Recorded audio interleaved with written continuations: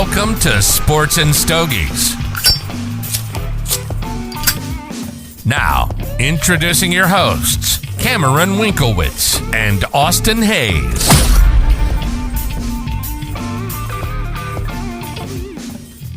All right, I was having a debate the other day in the group text, and more like a discussion, not quite a debate, but the worst accents out there. Ooh. And I took it more as like least attractive, but just in general, what do you think is the most annoying or just worst accent? Man, worst accent. There's a lot of great ones. But there's a lot of great ones for different reasons. Correct. Like Australian, to me, is the best because it's hilarious. And also pretty cool for the most part. Exactly. It's either really funny or really cool. It just depends on what you say. Can't be both. What's the worst? So my first thought was almost anything like Minnesotan, Canadian, like North Dakota, like true deep Midwest. Yeah. And again, through I my could lens see of like that, for attractiveness, sure. it's tough to sound attractive when you're talking like, Sorry about that. "Ooh, let's go out to dinner tonight, you betcha. Ooh, girl, you look damn good today, huh?" It's not attractive. Anything too guttural, too. Such as like Like German or Russian. any Eastern European, that real harsh, Yeah. like Slavic. Yeah, that's rough. Can be. I don't mind it as much. Again, also sounds kind of badass. In a sense. You get a big 6'8" Dagestani dude fighting a bear. Yeah, but then you get a 5'2", 160-pound nerd, and he sounds the same. It helped his case. There are certain British ones, British is awful, like pretty much across the board. what's Patty? Like Not Cowser, but it's something close to that, right? something like that. I'm gonna get. Oh, they're gonna be mad at me for messing that up. I know we're very big in England. Yeah, certain British dialects I can't do. Even like the real posh ones, I'm not a fan of. I don't like British accents at all. Can we say it's just Springfield white girl? Just ghetto white girl. Exactly, terrible. Maybe number one overall. Yeah, I don't know. I think British is probably the worst for me. Yeah, never really cared for it all that much. Again, some I can tolerate. It's just like they spit when they talk, is what it sounds like. It just sounds like they're constantly spitting. That's probably the bad teeth for the most part. Probably. And also, like, again, some good, some bad, but the typical, like, Valley girl with, like, the vocal fry, like, Oh my God. Kardashians. Yeah, like Like, how does anybody live and talk you're like like this? dumb blonde. Yeah. Like, 2023, podcast host girl. What do you think about that? Any You're thoughts? way too good at that, dude. I practice accents a lot, okay?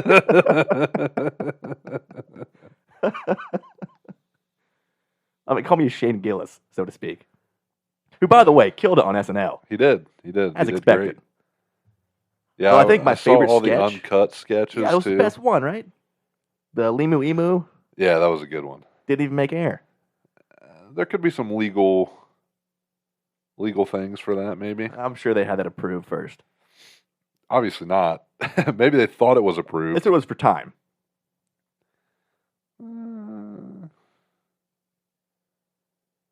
Maybe. Any chance we ever see McCuskey on SNL? Maybe. It'll be a while. He was there. I love Phil getting some screen time. Oh, yeah. Yeah, I come from a long line of coaches. We got guys. And now he's got a show on Netflix coming out, I think, in June. Yeah, what was it called? I don't know if there's a name yet. It was. It But is. Gerby's is the lead. It's called... Oh, man, I saw the name of it. I can't remember. It's a 6-episode scripted comedy show.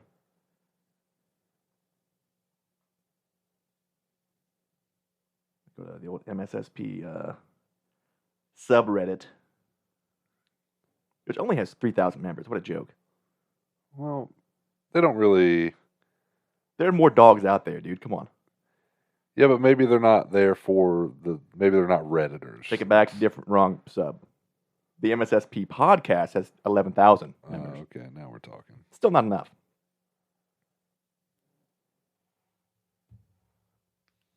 And still can't find the name either. But regardless, we're going to get Shane-led scripted comedy show on Netflix in June. It'll be a banger, of course. Which also then reminds me, Philly accent, terrible.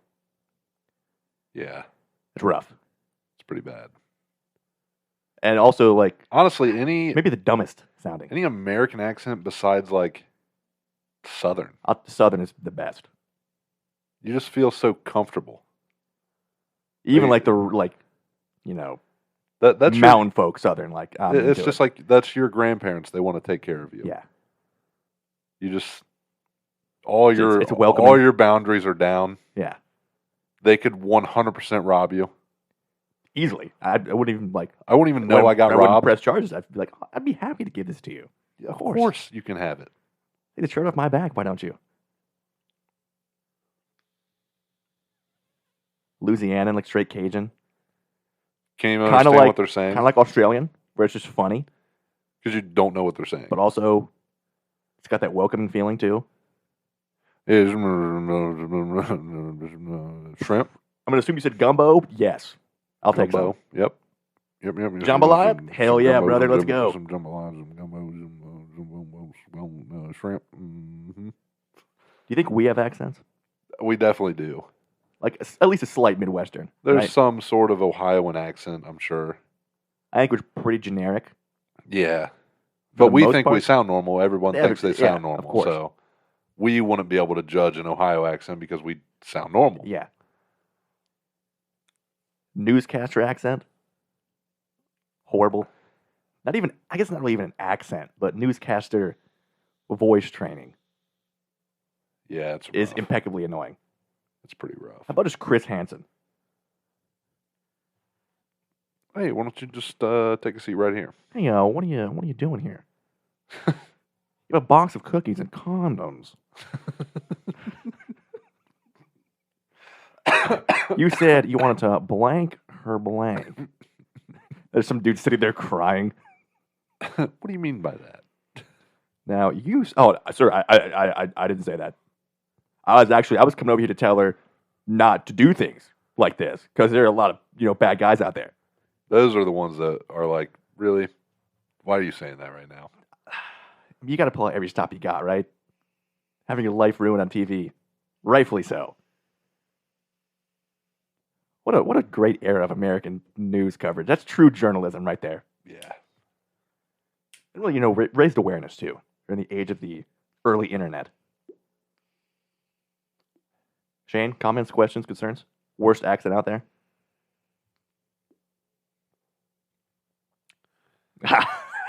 That's pretty good, That's a dude. good one, dude. He's such a wild guy. What a goofy little what a fella. goofball. Oh, man. Oh, goofball Shane. Honeymoon in full force. I guess I'll take the intro. Go ahead and pull up that chair. Pour up that drink. And light that cigar because it's time for episode 76 of Sports and Stogies. Cam. Welcome back, everybody. Yeah. Welcome back to episode 76. No Shane, obviously, if you couldn't tell from that little fun little bit Austin did right there. It's the go-to when he's not here. Just pretend like he is and run with it. Yeah. Pretend what he would have said. Nothing. He has no opinion on accents at all. Doesn't even know what an accent You is. just contribute. You just whatever we said. He'd be like, "Oh, dude, I hate those two." Got a fun show. Some hot takes coming You at you. promised maybe the hottest take of your entire career, It's up there. and I'm not aware of it yet. You are not. But the one I do know of, I thought was pretty hot already. And I don't see why. We'll break it down. First things first, before we forget, like always, let's go promo.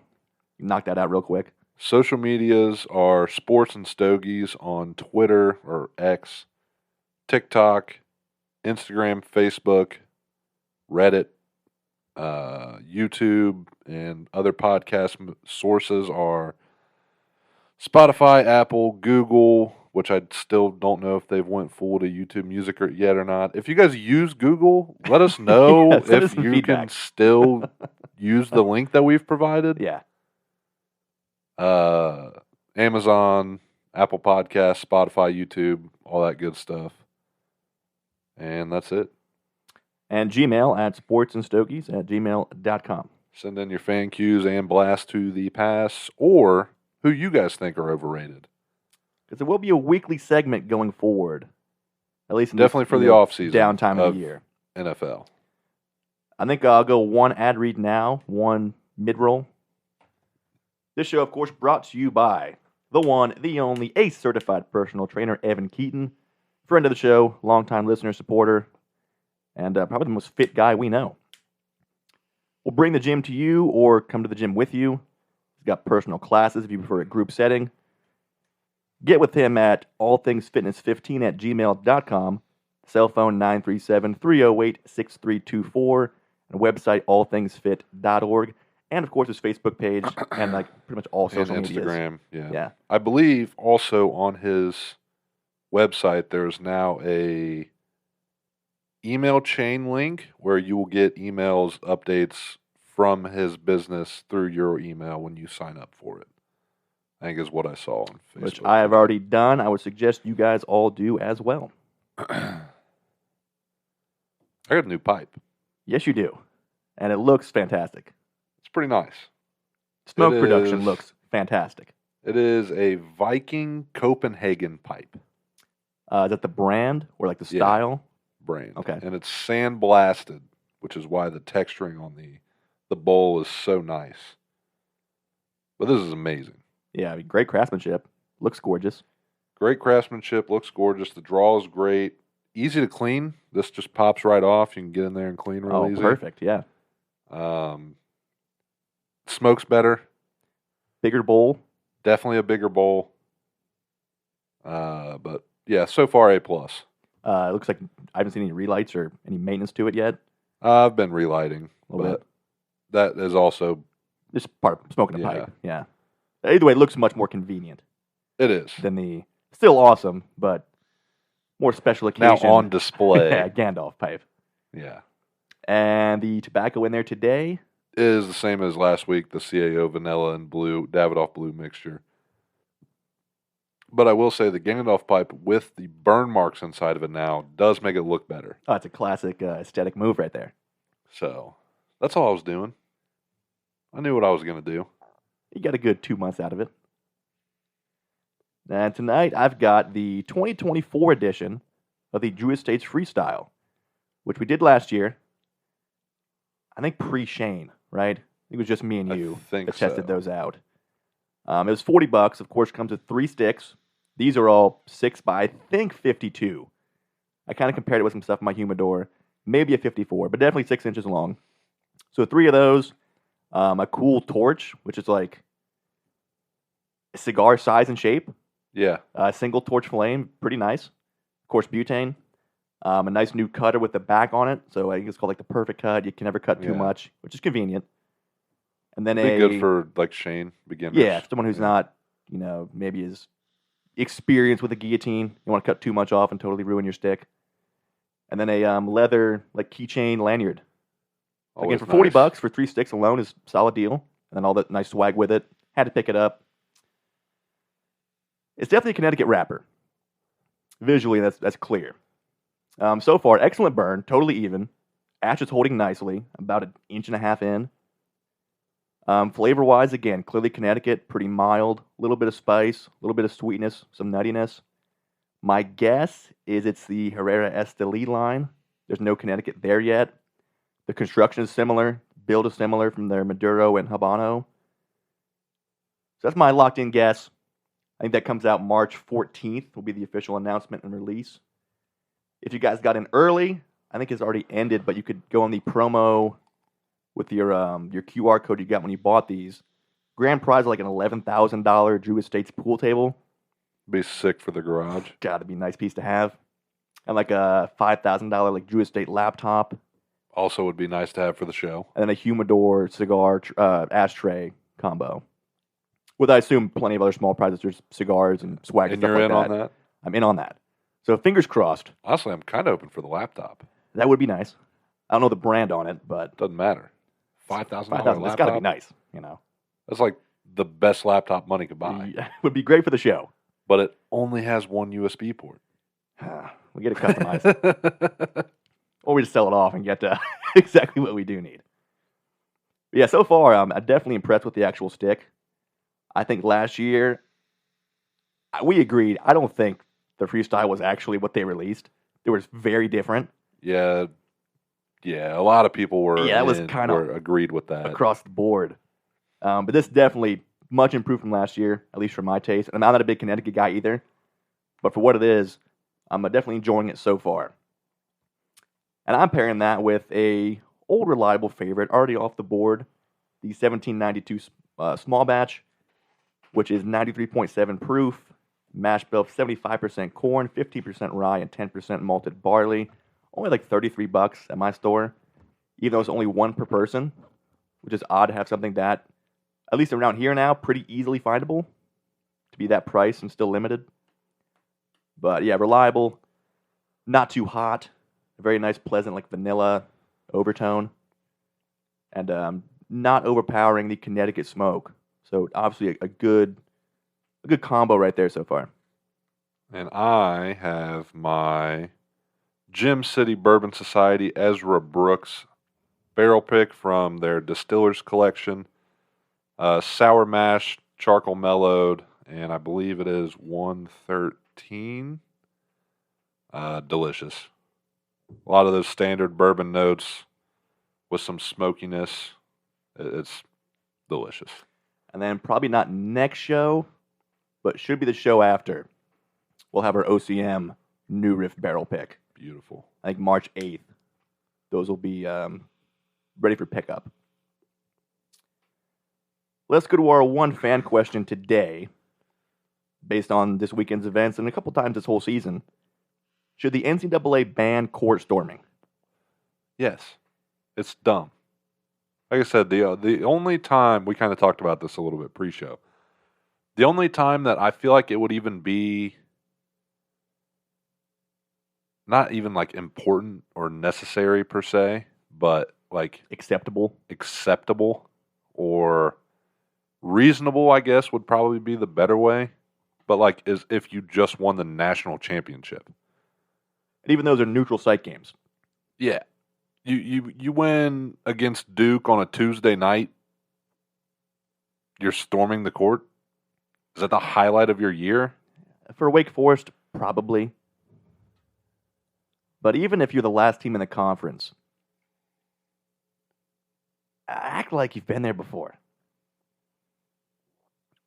Like if the Wizards beat the Celtics, they're not storming the court post game. That's definitely the highlight of their season. Yeah, exactly. Like, I get it. It's college. It's more laid back party atmosphere. Students want to get out there. At the very least, if you don't ban it, have some kind of buffer, a minute, 2 minutes before players get off the court. Yeah, let the players get off the court first.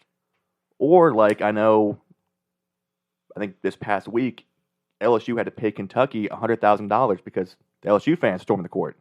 Now nobody was hurt there, unlike Filipowski when the Wake Forest fans did it, or almost Caitlin Clark earlier in the year when I forget who beat them. It was not the Buckeyes; it was their other loss. But that kind of got a little hectic. I thought it was the Lady Bucks. We did beat them, but we didn't storm the court. We've been there before. I thought it was the Lady Bucks.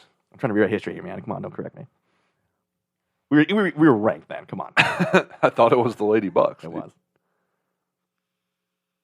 See, I'm cool with banning it. I don't think it is that important. It's just a dumb thing. And a lot, like, not even just players, but students could get hurt. Like, anybody could get hurt. Damage the court. Or damage the court, or damage seats, or anything. Like, is it that important to be on the court celebrating instead of in your seat 2 rows back? Now, if you just won your conference tournament. It's a little different. Usually neutral site. Which at least you're not going to have as many people rushing. I don't want to see somebody get seriously hurt especially a marquee player like Filipowski or Caitlin Clark, because of something that shouldn't have happened in the first place. Now, you had a much more creative solution.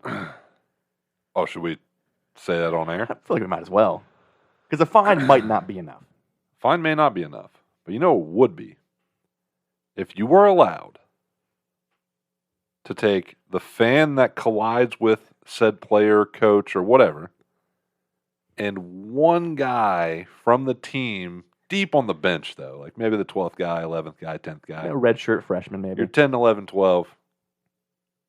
So hang them in your arena, dude. Like the Romans used to do. Exactly. They put up slaves on the pikes, right, down the road. Or their enemies. It's Vlad the Impaler style. Anyone who went to your castle, just head on a spike. Guess what? I'm turning around. I'm not going back there. No, you're not. You learned your lesson. You're not storming the court again. Ain't gonna be me, dude. And again, it's got to stay kind of forever, right?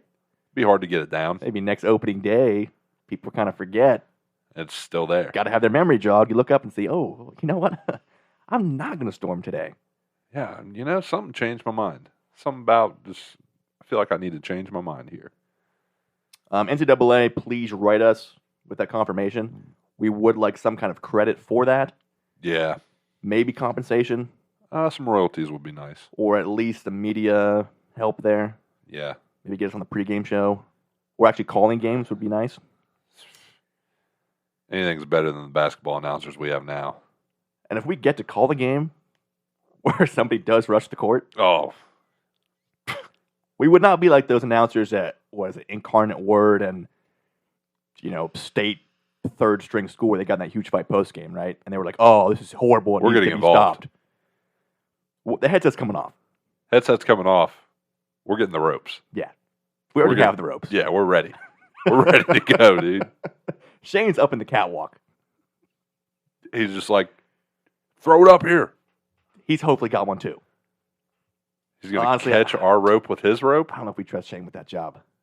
It'd be an Owen Hart scenario. Hopefully he's harnessed in appropriately. He's not smart enough to get a harness. Man, some of his fire training has to cover that. We kind of can't thing, afford right? it. Oh, of course not. So that's not in our budget. We just told him to sit up there. Hey, man, don't fall. Whew, you get two guys hung, one guy splattered on the court.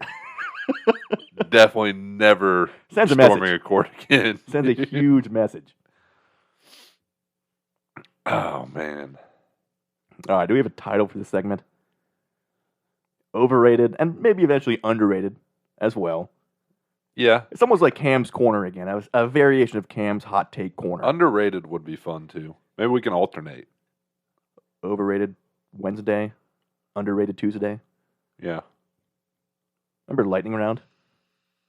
That used to be fun. Whiz Bang Wednesday, dude. Whiz Bang. We've had a lot of short-lived segments. A lot of fun. On a year and a half in this show. This could be another one. Let's go with you first.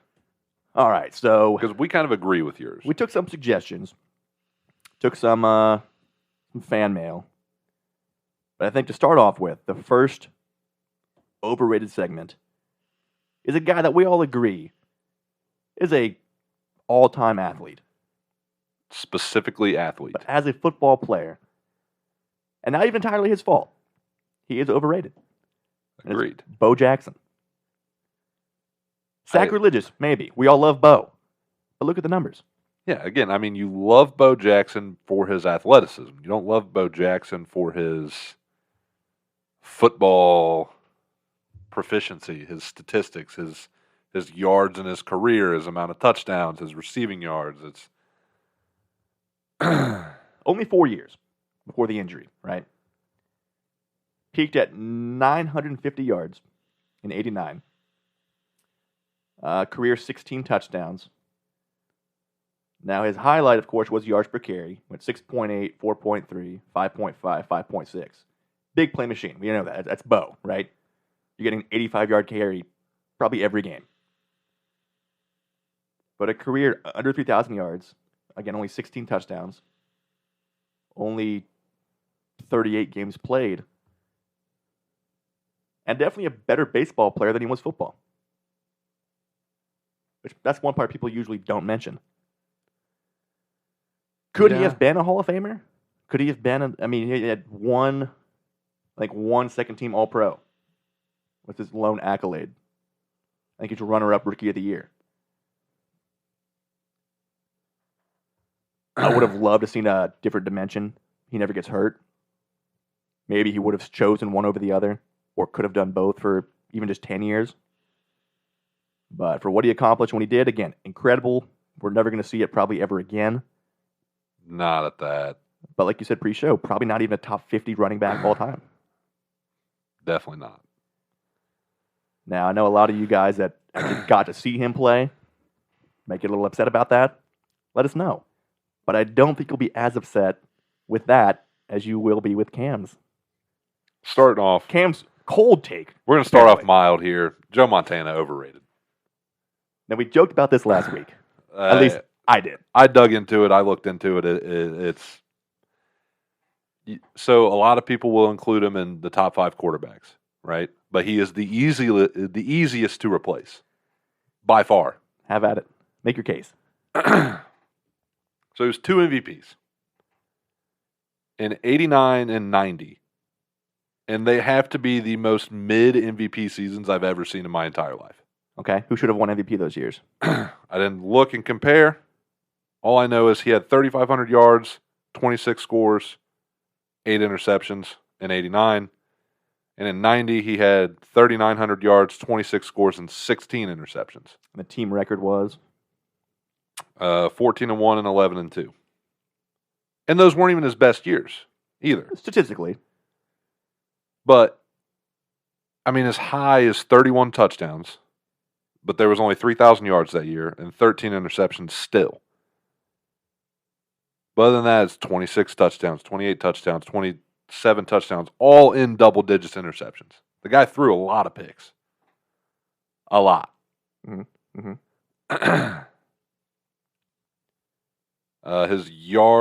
His air yards per average, his highest is 9.5. His career average, 7.4. Check down machine. Okay. Yards per average, 7.5 is his career. His high is 9.1. Or yards per attempt. Yeah. So, yards per game, career average, 211.2. High is 270. Which 270 is a lot per game. It's a good number. But 211 on the career, it's pretty mid. How did it rank amongst his contemporaries when he retired? Doesn't matter. It does, because you're looking at completely different eras. When you're looking at an all-time list, it matters. Yes, but you have to factor in how much offense has changed, how much defensive rules have changed since when Montana played to now. Overrated. Ready for my counter? And also, any Super Bowl that he played with Jerry Rice won those Super Bowl MVPs. Also, just saying. That probably goes for most quarterbacks that do win. Yeah. Well, Jerry Rice also in 4 Super Bowls that he played in had 200 yards per game with 2.5 touchdowns per game. He's a GOAT for a reason. So, and when Joe Montana retired, Steve Young was able to do the exact same thing that he did because he had Jerry Rice.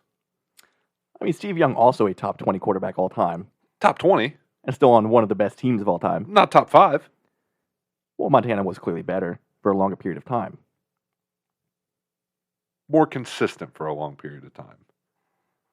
He was consistently a good quarterback. Until Brady won his 5th, and even when he won his 5th, there was still debate, him and Montana. There shouldn't have never been after his 4th. Once he beat him in total Super Bowls, there should have never been a debate. So worst case, Montana's 2 all time. No. I don't think you could kick him out of the top 5 at this point. You say most easily replaceable. Yes, Okay. by a mile. I think Mahomes takes Montana out. Overall, I would be inclined to agree. So you go Brady, Manning, Rodgers. You could probably put Mahomes at 4. I think Mahomes is 2 right now. If you're talking about resume and talent combined. But Breeze is probably top 5. And these guys are film proven way more talented than Joe Montana. How much Montana film have you watched? I've watched quite a bit this week. He doesn't really, I mean, the eye test is there, but if you watch Joe Montana film, then you watch Tom Brady film. If you watch Joe Montana film, then you watch Mahomes film. You watch Joe Montana film, then you watch Rodgers film. Joe Montana film, then Breeze film. Okay. I see where you're coming from. They but clear Rodgers every single time. and Mahomes are the 2 most talented quarterbacks of Ever. all time by a huge Yes. margin. Yes. Did things nobody else can do or probably will Agreed. do again. I think Brady's the best ever. That's a very high bar to compete against. I don't disagree. And that shouldn't, detract from what Montana did. At the time he did it as. I think Joe Montana is Brett Favre who played for a great team. Oh, man. Very different styles of quarterback. Let me come back at you here. 8 Pro Bowls. 3-time All-Pro. 4 Super Bowls. 11 touchdowns, no picks in those 4 games. 2 MVPs. 3 Super Bowl MVPs. When he retired, he had the 4th most yards of all time, behind Elway, consensus top 7, top 8 quarterback, Fran Tarkenton, Hall of Famer, Dan Fouts, Hall of Famer. When he retired, 4th most touchdowns all time, behind Tarkenton, Dan Marino, who's arguably the 3rd most talented quarterback of all time, and Johnny Unitas. One of 3 guys to win 4 rings? Never losing is something that people put stock in. Which I think people put a little too much stock in never losing, in my opinion. I agree overall. Led the league in completion percentage 5 times. Touchdowns twice, which is funny because in 82, he had 17 touchdowns, which led the league. Yeah. What a weird year. But again, interception rate and percentage, not all that wild compared to guys today. Especially factoring in that defenses could play a lot more physical. There are a lot more benefits to getting, even with Jerry Rice, who holding him, it didn't matter. He's still putting up 170 a game, right? Yeah. But Montana's taken more hits consistently. Did have 2 shorter seasons, and of course after the comeback when he came back with KC. But I don't even count that. I'll be honest. I exclude that. I mean, they were solid years, especially at the tail end. Comparable with Brady and Tampa. 117-47 career record. I guess where would he have to be properly rated? He's top 10. So you think the gap from 2 to 10 means he's overrated? I think saying he's the 2nd best of all time is overrating him. Again, my position here. I think, especially in the NFL, we have to start comparing eras broken up. Because you put Mahomes in Montana's era, he's throwing for 7,000 yards a season. You put Montana in today's era, who knows? He's probably still a top 3 guy in the league. But the game is so different. It's changed so much since then. So I don't know who else is going to agree with you here after the reaction when the show comes out. Doesn't matter. I respect the balls for making the stand by take, but now I want to hear what the hell the second take is. Kobe Bryant. Overrated. Okay. I did see this on a few lists when I was doing some research. Not top 5. I agree, and I would say you have a case for not top 10. I agree with that And completely. I think the NBA top 10 is the hardest to get into. Also and agree. stay in. Agreed. But let's pull up some Kobe Bryant statistics. And like Bo, we love Kobe. Love Kobe. Career averages 25, 5, and 4. You can round his assists up to 5. And look, over, 18 years? Yeah. Pretty goddamn good. On 20 shots a game. Efficiency, not his strong suit. He was in his best, or I guess, even in his late years, 20 shots per game was pretty much just where he stuck around. When he averaged 35, how many shots?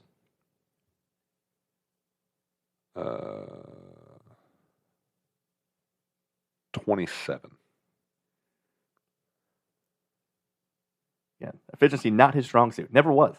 Career, 44% from total, 32% from 3, and even his mid-range, 47%. Free throw, 83%, which seems low. I feel like he was a way better free throw shooter than that. I was expecting like 85. I want to see his clutch numbers, though. But like even his career high in free throws, 85, 86. 1.4 steals, 0.5 blocks, 3 turnovers, 3 fouls. It's not really impressive. Definitely Again, not. I think everyone had him properly rated before he passed away. And even then, he was getting overrated then. Besides the guy who say he's number 2 because he looked like Michael Jordan. They throw him in the convo with LeBron and Jordan. And that makes no sense. Look, Kobe the worker and Kobe the basketball savant, probably number 1, at least number 2. But he had to work that hard because he was not a great shooter. Correct. Not efficient. Chose when to be a great defender. But yeah, I think the thing with Kobe is the intangibles that don't come in the box score, like the classic Mamba mentality and the clutch factor. But just numbers-wise, yeah, I'm with you. I don't think he's top 10. And I don't think it's outrageous to say that. Dude. 4 rings, right? We might get canceled. Again, we love Kobe. But looking at it from a unbiased perspective. But also, in his 4 rings, probably had some of the best supporting cast. That's what I'm saying. You had 3 with Shaq, right? 2 or 3. 2 with Shaq? It's 2 or 3. I think he had 3 with Shaq. Who at the time was, what did he average? 45 in the finals? Something like that, yeah. The most dominant player in the league at that time. Yeah. Now, the one he got on his own, pretty impressive. He still had Pau Gasol, who is severely underrated. Agreed. Great player. Severely underrated. You had 95-year-old Derek Fisher. You had, at the time, I think was still Ron Artest. At the time. Solid role player. They weren't as bad as the Dirk Mavs, but to go and beat the Big Three in Boston when Kobe's really your only true scorer. What year was that ring? I think I want to say 09, 2010. I think it was just before the Big Three. Boston's Big Three. They were kind of on their way out around that time. They were certainly, it's the tail end. Like, this is when discrepancies started happening, infighting started happening, and all that stuff. Well, allegedly. So, could blame Doc Rivers. Paul Pierce and Kevin Garnett just recently apologized to each other.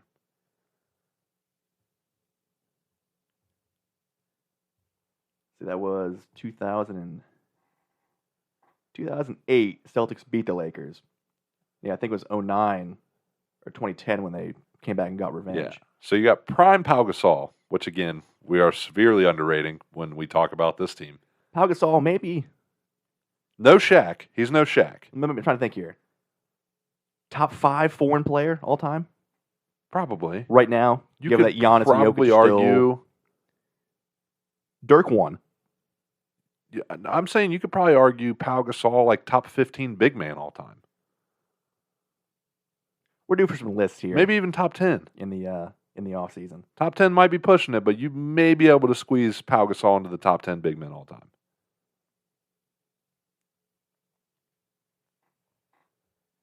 Yeah, 2010. Of course, went to Game 7.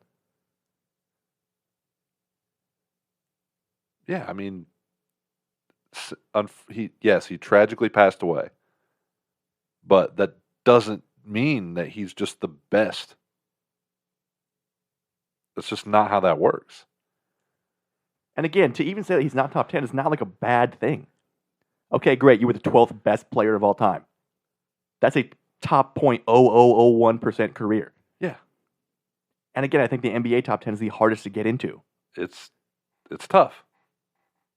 And who do you kick out for Kobe? You don't. You just put Kobe where he's supposed to be. Also the most fun to debate. It's like 12-13. Yeah. That's assuming, let's say 5 years from now, once Giannis and Jokic and Durant all retire and Steph retires. Those guys all, off the top of your head, seem like top 15 guys all time. But they can't all be top 15 guys. That is true. They could be. Everybody else could just drop back. Who knows? Which is completely possible and feasible and kind of makes sense. They has to. Like Giannis will be a top 10 player of all time. If he retired today, he's at least top 15. Yes. He's got probably at least 5 more healthy years. The best two-way player of all time. On the Mount Rushmore, I'm still going Hakeem, but you're right there. I say better because he's more versatile offensively and as versatile defensively, but not as dominant. Where Giannis has offense, Hakeem has defense, right? But also they're both so good offensively at one thing, but differently. Like Hakeem, post player, Giannis, I'm going to drive and you can't stop me. And Giannis, I'm going to shoot 35% from three, and that's going to get better every year. And I'm going to rip middies on you now. I think he's down to like 22% this year. Is he down? But you got Dame. You don't need to shoot as many, That's true. He's not getting as many reps in. Lower volume. He's a little rusty. Lower volume. Let's do, I think we did top 10 current last year. Maybe next show we'll do our personal top 15 players all time. That'll get wild. And just see how much overlap there is. Because even top 5, I think there's a lot of interchangeability based on what you value more. I'm not even sure what mine are right now. Yeah, I would have to really sit down and crunch the numbers. And especially big men is so tough to compare too.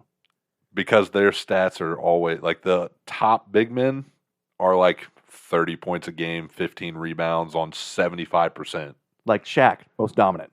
Hakeem, most well-rounded.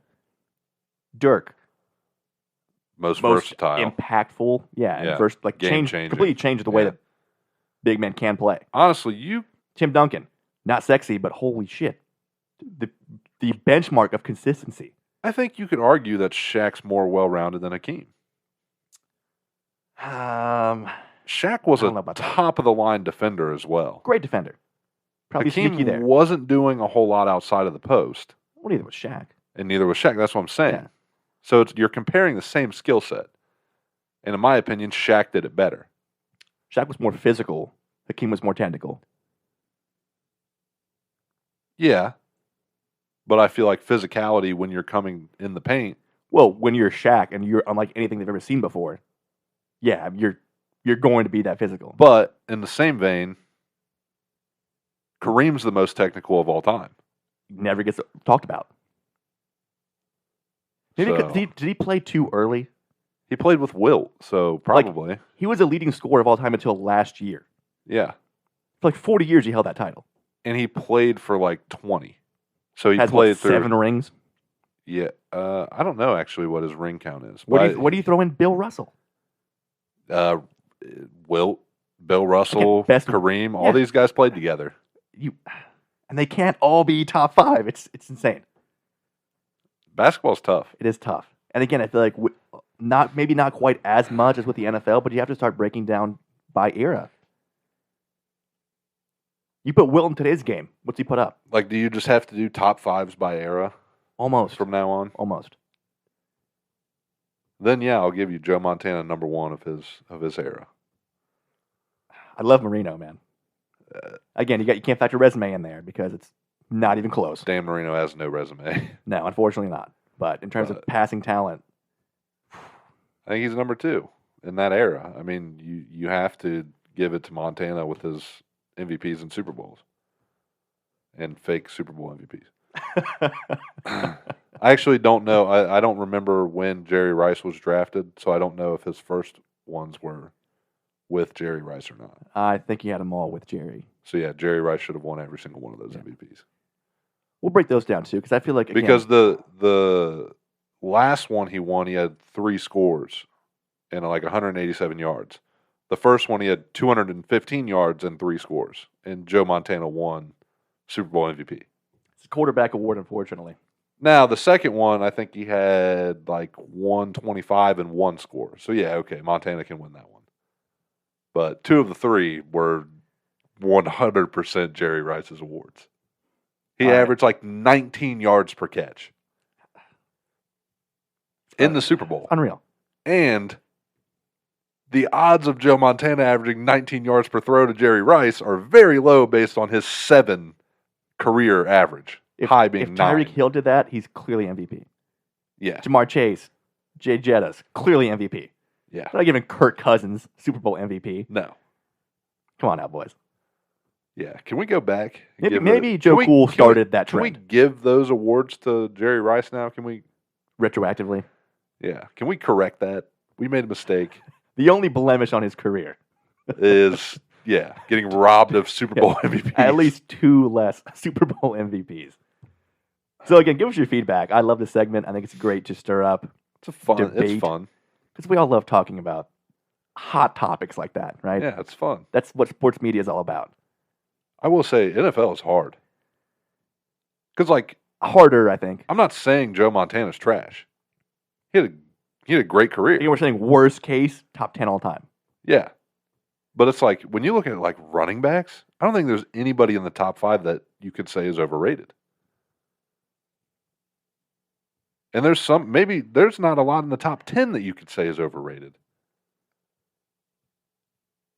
Nothing you can say about Barry or Jim Brown. Can't say anything about Eric Dickerson. Dickerson, you could say Emmett had the best line ever, but he's still Emmett. The only problem is you can say that they had a better supporting cast than other people who put up similar numbers. Whereas, I mean, Barry had like the worst line of all time and still put up those numbers. Exactly. So how much does it really matter? We'll never know. And retired early. And retired early. Yeah, we'll definitely put our thinking caps on for next week. Hopefully Shane gets some going, and you guys send yours in too. But We'll next week, we'll do a fan winning overrated. take, next week we're going to do underrated. which I think is a lot easier. A lot of guys don't get talked about enough. The other Or problem we're is, overshadowed. the too other much. problem is like, there's just guys we love too. Oh yeah, We're like, God, this guy's so that we're underrated. personal fans of. He's so underrated. He's like number 5 all time. We're like, God, dude's so underrated, man. Like even me, like Hakeem is clearly at minimum a top 2 big man all time, and I'm like, dude, Hakeem's underrated. No one's talking about Hakeem, dude. At least I have an actually valid one. Pau Gasol. Could be next week's pick. Who knows? Shane, I have no clue what he's going to go with. There's probably a guy named like Lou Wilt from the 50s on the 76ers who averaged like 22 points a game. Dude, Shane, prior to 2009, probably has no knowledge about anything. Yeah, but he'll go back. Doesn't count then if he has no clue. If you've never heard of a guy, you can't choose him as your most underrated player. That's the stipulation I'm putting in. He's so underrated you've never heard of him? Exactly. Pretty good point. In that case, put your fans in there. We'll do a fan vote on that one. Yeah, I'm here for this every week. Underrated, overrated, alternating. Let's go to a couple actually NFL news and notes here. Yeah. Kind of shocked that we're getting news and notes this early. Pre-draft, though, I like it. All the salary cap moves. I think each team went up They got 35 30 mil. Yeah. 30 mil? Yeah. Which the Bengals should be able to keep Higgins and Chase now. Yeah, you would hope. With, Definitely helps their case. with that cap adjustment, they should be able to keep Higgins and Chase. The Browns, on the other hand, are still like $60 million over. And still not as high as the Saints. Yeah. And if the Niners reconstruct contracts correctly, they could be $97 million under cap. Outrageous. Whoever their accountant is Hire that guy. Yeah, unreal. Let's see. First things first. The Chiefs release MVS. Meh. Not shocked. They'll probably re-sign him for less out of free agency. And honestly. all the talk that I'm hearing is Mike Evans to KC. Maybe they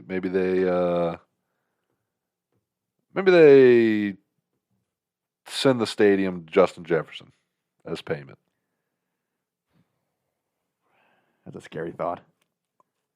Maybe they can get a trade that's good enough if he gets tagged or whatever. I mean, maybe the Vikings don't tag him.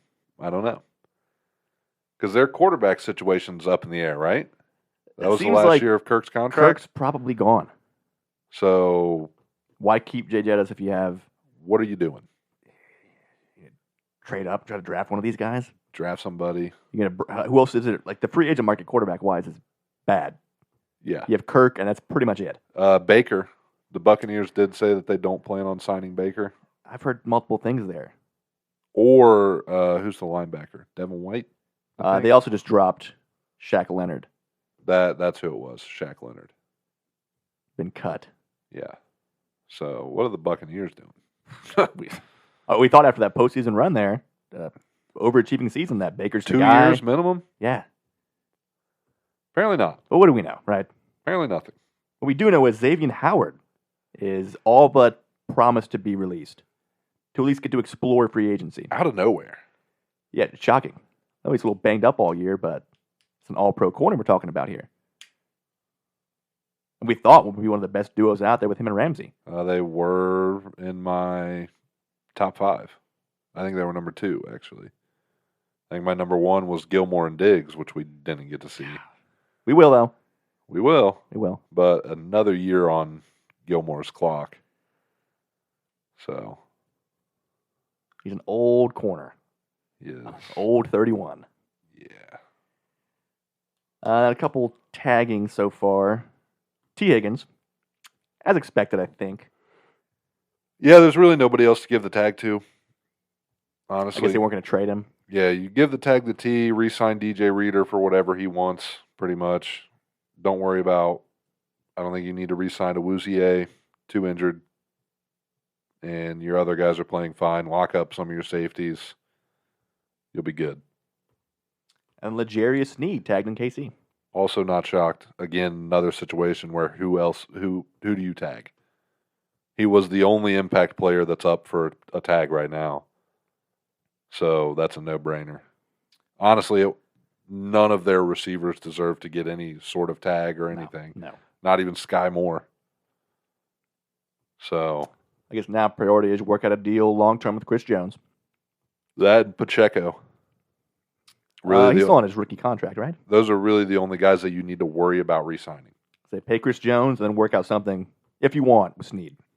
But pay Chris Jones before the Niners do. Somebody's going to. I've been If hearing they have 90 mil cap I've been space. hearing a lot about the Chris Jones potentially signing with the Niners. That's terrifying. And then them obviously working Ayuk into a long-term deal. With all that money to play with. It turns out having a quarterback making $900,000 a year really opens things up for you. Yeah, who would have guessed? Who would have thought?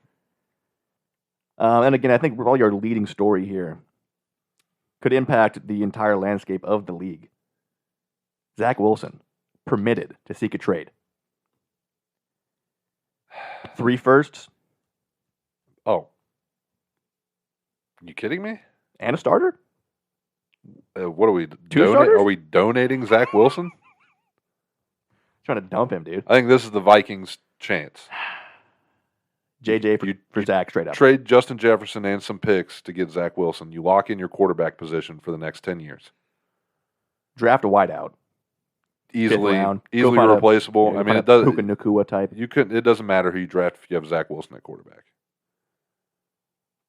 That is a true statement. It No really matter does how not you matter. look at it. Factually does not matter. No, honestly, who's going to trade for Zach Wilson? I mean, maybe you send like a 37th round pick. No, they release him and you pick him up for free. I don't know. There's no team out there if their starter was paralyzed tomorrow, and I'm running the Wildcat before I bring in Zach Wilson. While we're talking about cuts, I will say this on air. Just like just like I told you. Oh, I forgot about this. And everyone else, I will say this on air. There's been a lot of word down the grapevine about what the Browns are trying to do because we're under cap because we can't afford to pay Deshaun Watson's contract. Who could have saw that coming? And one of the things I saw was potentially releasing 28-year-old running back coming off of a significant knee injury. Obviously, that running back is Nick Chubb. If the Cleveland Browns release Nick Chubb, I will be giving every single Browns item I own, besides this Nick Chubb helmet and my Nick Chubb and Baker Mayfield jersey, to Shane or any of my other friends that want it. Any other naive Browns fan. And I will be taking my fandom somewhere else. Now, I'm not sure what I'm hoping for here. There are 5 guys in my lifetime, 6 guys in my lifetime that I've enjoyed watching as a Browns fan. Joe Thomas. Josh Cribbs. Myles Garrett. I don't think Denzel Ward makes the cut. Not yet. Go Baker. Josh Gordon. And one more. Offense or defense? You're missing the one that I'm talking about right now. Oh, Chubb. I didn't know he counted. Okay. Yeah. Okay. Those 6 guys have brought life to my Browns fandom. There's not a life in. You need a lot of those lone bright spots. And if they extinguish. 4 of those guys no longer play for the Cleveland Browns. In recent years, 3 of those guys have all played together. One of those guys has already been cut. If you cut 66% of what's revitalizing my fandom in Cleveland, unfortunately, 66% is the majority. So I will be cutting my fandom as well. Yeah, there's one thing we know about SNS. Majority does rule. Exactly. I'll still root for Myles Garrett. Naturally. But I will be taking my die-hard fandom somewhere else. Do you have a draft board in order? I'm cooking one up. Because I was debating if, for some reason, which if I was going to leave Dallas, it should have been a long time ago. But if I were to pick a new team, if you guys know me, I got to go Chargers, right? Yeah. Not counting them. Like it's got to be Detroit. It's got to be Houston. Or maybe Miami. Because they're a lot of fun. I love Mike McDaniel. Yeah, those are all. You can't go your top 2 teams. I don't think you could go Detroit. No? I think that's the same boat as Cleveland. Like, you don't just get new fans in Detroit. Like, you have to have been a Detroit fan for the last 50 years. I would never consider myself a true Detroit fan. I haven't suffered like that. I don't get to earn that. And I feel like there are teams that you could be true fans of without backlash. Like Houston and Miami, I think you could be true fans of. That's fair. Houston expansion team. Not a terrible history. A couple playoff appearances. Yeah. Miami, the only thing that Miami fans have suffered through is Dan Marino never winning a Super Bowl. You can't go KC. Can't go Niners. You can't go division. No. I definitely couldn't go division.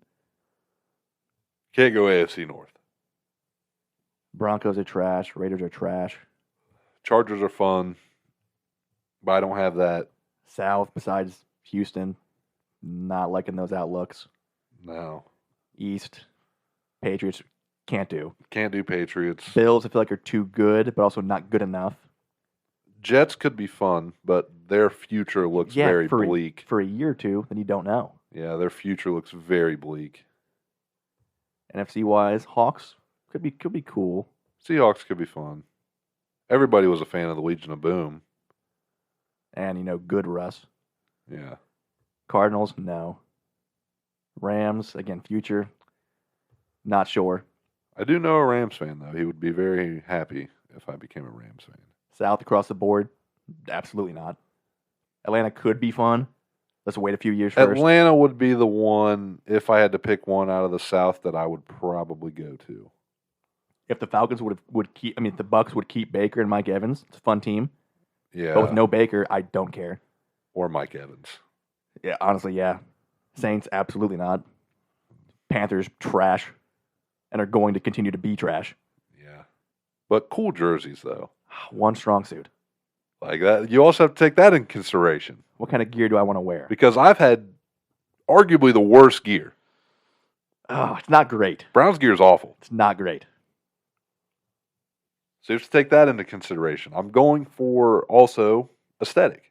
What kind of colors do you want? That black and light blue combo is beautiful. It is. You get some retro Steve Smith gear, Luke Kuechly. But I love Seahawks green. See, I'm not a fan. I love it. The highlighter green, not a fan. Love it. Texans red and blue. Classy look, timeless, Miami, unique. that like teal. The teal orange combo. Yeah. I was thinking too, what would have to happen for me to actually, change my fandom? Trade Michael Parsons.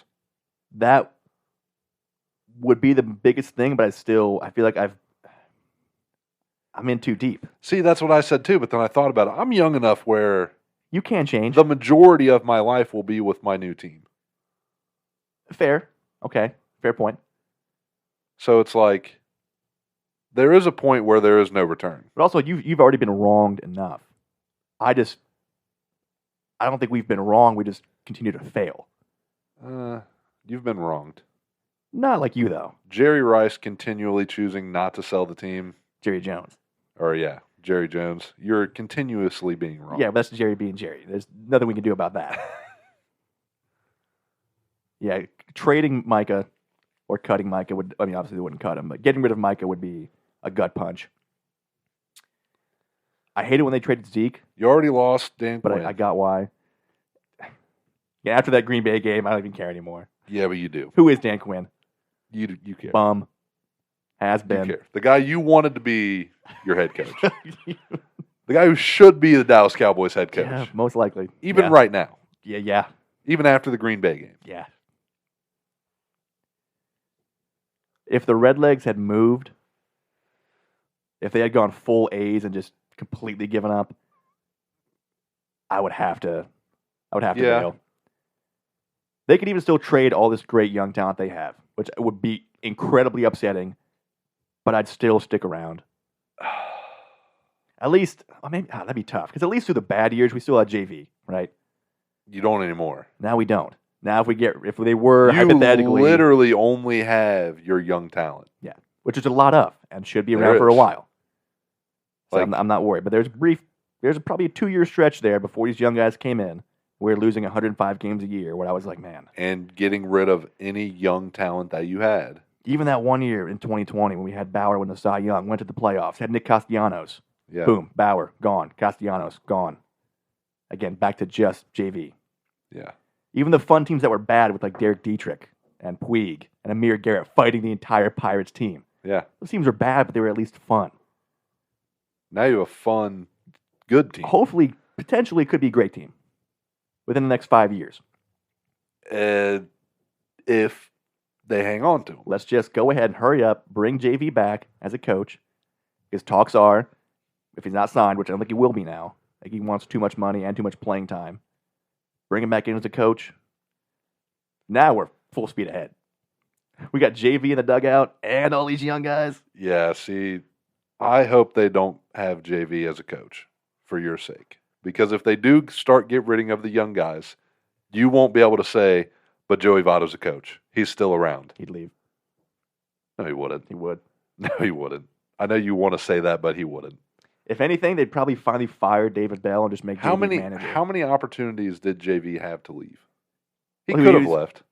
No, he's loyal and he's locked up on a huge contract. Exactly. He'll never leave if he's a coach either. Oh, he will. No, he wouldn't. No, he wouldn't. And if he didn't, you know what? I'd be happy with that. But yeah, exactly. That's what I'm saying. That's why I hope they don't give him a coaching job. Because if they start getting rid of all this young talent, then you could finally... But you know what we're not going to do? You could finally go to where the grass is potentially greener. I don't even want that, though. And more fun. I don't want that. Yeah, you do. No, the Reds, probably my most beloved team. Because I've loved them since I was a small child. NFL really didn't hit till I was like 10 or 11. Redlegs are in my blood, dude. Can never leave. Blood's blue, baby. Toronto Blue Jays all the way. My Canadian brethren. All right, maybe leading candidate for funniest story of the year so far, even though it's technically last year. And I still don't understand it. Let me pull us back up. Tyreek Hill back into some hot water. Is it though? I don't really think so, but he's at least back in the news. Okay, so let me. To me, based on the story that I've read, it was just a football drill that didn't work out for one person. And when you're doing football drills, things like this happens. If you're not a professional athlete, when you're doing them against a professional athlete. So here's the headline, which I thought was like an Onion or like a Mad Libs kind of thing, right? NFL superstar Tyreek Hill broke plus-size influencer's leg by charging at her with, quote, crushing force after she humiliated him during practice football drills at his Florida mansion. And this is also claims. Barstool. This is reported from, this one's Daily Mail, but yeah, I think Barstool kind of led that. Yeah. So also remember, Barstool is trash. Journalistically, yes. So the full breakdown here is Hill asked his guest, who is Miss Sophie Hall. Yeah, Miss Hall is what the article says. So Hill asked his guest to adopt a defensive line position and encourage her to rush at him as if she was chasing a quarterback. Okay, simple enough. This girl's never played football before, but did as she was told. Yada yada. On the snap and on contact with Tyreek, she caused Hill to be pushed backwards. Not a big deal, right? But it garnered laughter from the witnesses present, including Tyreek's mother, sister, friend, and trainer. Getting laughed at. Pretty funny. It's a big deal, right? It's kind of funny. Well, Tyreek got a little upset by that. A little hot under the collar. So he says, all right, I'll play defense. You play like center or O-line, right? He became angry after that quote-unquote football play. So on the third play, after she stopped him on the first two, also pretty funny, Hill rushed through as Miss Hall held her own against Mr. Hill, lawsuit states, and then he charged into her violently and with such great force, it resulted in significant and serious injuries, including a right leg fracture which needed surgery with metal hardware implantation. So what's the problem here? So basically, this, from how I understand it, there's obviously no video of this that I've seen. The lawsuit is that was intentional. So to me, if I'm doing a football drill and I get beat and I'm not going full speed and somebody's running their mouth, whether it's her or people laughing, Tyreek's mom, and I know that I'm not going full power, I'm going to increase that power until I am at full power. And then show them, you guys forgot that I'm a professional athlete. In most situations, yes. But you're rushing against a model, pretty much. Do you need to prove that you can beat an Instagram model on a pass rush? If they're taking videos, yes. I haven't seen any video, though. I haven't either. Like I said, if they're taking videos, yes, you do. But the lawsuit, you can't. Injuries happen in football, dude. Yeah. Especially to a non-athlete. Don't play football if you don't want to get hurt. Look, we've all been messing around out in the yard and probably twisted an ankle or broken our legs. Yeah, things happen. Yeah, that's just... And that's us as former athletes. That's football. Things happen. Yeah. So I don't understand what the lawsuit is. Yes, we did the drill a fourth time, and I went through you. Hey, I'm holding my own. I took 3 out of 4. That's a win in my book. Exactly. What are we talking about? Yeah, my leg hurt. And this was like last June. Yeah, it happened in like July 2023. And she still stayed For like 2 days after that. yeah. I guess, yeah, she was in agony and then stayed for 2 days in the bed and then flew back home to England and was treated. So, again, very odd. Maybe Tyreek Hill's cut ties now that he's married. I wonder, yeah, how the whole situation came about. I guess they were friends, which could mean a lot of things, you know. Wink, wink. We've all had friends like that we invite over for football drills. Yeah. While my mom, sister, and trainer are all there. Yeah, that's weird. The whole setup was weird. Just cooking out, thinking, you know, throwing the ball around. Hey, let's do a few drills while we're at it. Maybe. Or maybe they're cooking out and she's like, I bet you I could stop you. After a few brewskis. Yeah. Few White Claw. No, what do they call them in pints? A few pints. Ooh. Yeah, pints definitely bring out some trash talk. Because isn't that what they call them in England? Pints? Generally, you go into a pub and order a nice pint. Let's go get a pint. Yeah. A lame. few pints of Guinness. That's so lame, dude. You think? Let's go get some pints. Come on, you've always wanted to be like in an old pub and walk in and order a pint. The setting is cool, but then when I say pint, I'm out. I just want a beer. Hey, let me get a beer. Let me get a pint. Let me get a beer. Hey, when in Rome, you know. Let me get a beer. You can't beat that. Either way, I love the story. I don't think anything should come of it. Again, I don't understand what the issue is. But please, somebody, TMZ, get some video for us. Yeah, there has to be video.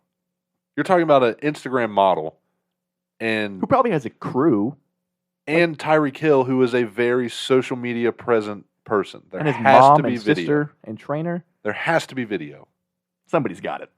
And honestly, I don't even need to see her break her leg. I want to see her stop Tyreek Hill. Fracture, not a break. I want to see her stop Tyreek Hill. 3 times in a row. I want to see how funny that looks.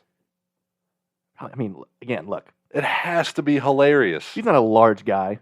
No. He's very quick. Tough to stop. He has to be hilarious. And he's probably ridiculously strong. Look at the guy, clearly. It has to be one of the funniest things you've ever seen. But she looks like a strong lady herself. She looks like she's 7 foot tall. It's low center of gravity. But it has to be hilarious. It can't not be. It has to be hilarious. Again, It TMZ. has to be. What are we waiting for? You got ring camera footage from Tyreek's. There could be a drone flying over in Tyreek's well, backyard. they had ring camera footage from what's his face is getting hit by a car. Oh, Kelly Oubre? Yeah. Have we seen that yet? Yes. No. They got his ring camera footage when he got home. Oh, yeah. After. Yeah. How do you not have the video of Tyreek Hill getting stopped by an Instagram model? It's 2023, man. Everything's filmed, especially with a combined, 7 million followers? Probably. She's got like 2.5. Tyreek's got to have tons. Well over 1 million. I'm thinking more than that. Again, being so social media savvy. You'd be shocked. With NFL guys, not as high as you think. Yeah. You'd be shocked. Either way, significantly more than SNS has. Nah. And there's video of us doing all kinds of wild stuff. Exactly. Things we both do and do not regret. Very true. But we have not stopped Tyreek Hill. See our karaoke videos. They ain't ready for that. That could put us to the moon. Could. Never will, but it could. We don't know that. Well, It might get leaked. when we get to the moon and TMZ says, Digs up some dirt. hey, I'll give you $3 million for those videos, I'm going to send them. I mean, I guess if they want to offer $3 million, I'll bend. And then, let's see, last but not least, before I wrote it out of order, Eric Bieniemy back to college. Or I guess to college. Yep, going to get his degree finally. UCLA offensive coordinator. / assistant head coach. Yeah, welcome to the Big Ten, bud. Maybe he's better suited for college. He's not going to be bad. Shouldn't be, Well, he couldn't be. but I don't know. A lot more versatility offensively in college. Kind of probably more up to his speed. Maybe that's why him in Washington didn't work out. It's because he didn't have a Patrick The Mahomes personnel. where you can run a college style. Because that's what the Chiefs are. They ran a college style offense. Good mix. Yeah, much more college-ish. More schemes like that. More trickery. So Yeah, maybe you'll be best suited there. Hey, go out, lead a top 10 offense. Maybe an NFL team comes calling again next year. Decline. Maybe you say, hey, I like where I'm at. Yeah. I'm in LA, dude. Be UCLA's head coach. Top 10 gig in college. Yeah. Be their basketball head coach, too. And pick up women's lacrosse while you're at it. Rowing? And call Sophie Hall. Rowing? Yeah, valuable teammate. Valuable player. Call up the rowing team? Maybe he's on the rowing team. Maybe he is the rowing team. Maybe he's the boat. This man has no limits. There's no stopping Eric Bieniemy, dude. UCLA legend. Calling it now. Hall of Fame in 10 years. Minimum. I'll take the under. Yeah. Let's do a mid-roll ad read here. For the first time in SNS history, a second ad break. Absolutely. So this episode is also brought to you by Wonka Frenchies. It's like Willy Wonka. This is our pal Robert Brewer. Reach out on Facebook or the Wonka Frenchies Instagram page. He says they got the best Frenchies in the Midwest. They have all the top quality big rope, fluffies, and standards, and they have all dogs in all price ranges. I know he is going into business with some top of the line people. I've seen his dogs. His dogs are gorgeous. Beautiful. And yeah, like I said, all price ranges. They do, I don't know I feel like they do 2 or 3 litters a year, maybe. For now. Something like that. Only going to grow bigger, I assume. He also runs the Future of Frenchies Facebook page, or Future of Frenchies 2.0 Facebook page. And I know he is maybe like a co-admin of the regular Future of Frenchies Facebook page. But yeah, reach out to his Facebook, Robert Brewer, or the Wonka Frenchies Instagram page for anything for Frenchies, because, like I said, his dogs are gorgeous. They've got a lot of big things coming up the pipeline. And, yeah. Great dude, friend of the show, early supporter. Early supporter. Of SNS. Yeah. And constant supporter. Yeah. Hasn't stopped. Never will stop. Ain't never going to stop. My only request. Anytime I say anything about the Bengals, he tells me, hey, you're dumb. Only request is one day. Maybe 5 years from now, maybe 20 years from now. 2 pups. Sports and Stogies. Correct. Or Stogie. Stogie is a great name for a dog. If I ever get a dog. Especially a Frenchie. Oh, man. That's the ideal name for a Frenchie. Stogie, yeah. That's what they look like. They really do, yeah. And they have that same, like, light tan to dark brown. Get you a nice Connecticut bulldog.